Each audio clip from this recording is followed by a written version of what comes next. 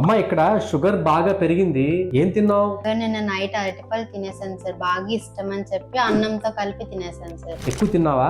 అవును సార్, 3 అరటిపళ్ళు ఒకేసారి తినేసాను సార్. ఓకే. ఏం సార్ అరటిపళ్ళు షుగర్ పేషెంట్స్ తినకూడదా సార్? అరటిపళ్ళు షుగర్ పేషెంట్స్ తినకూడదని ఎవరు చెప్పారు? ఖచ్చితంగా తినొచ్చు, కానీ అరటిపండు తినేటప్పుడు మనం కొన్ని జాగ్రత్తలు పాటించాలి. అరటిపండులో ఉండే సింపుల్ షుగర్స్, మీరు ఫుడ్ లో ఉండే కార్బోహైడ్రేట్స్ రెండు కలిపి ఒకేసారి తిన్నామంటే షుగర్ ఖచ్చితంగా పెరుగుతుంది.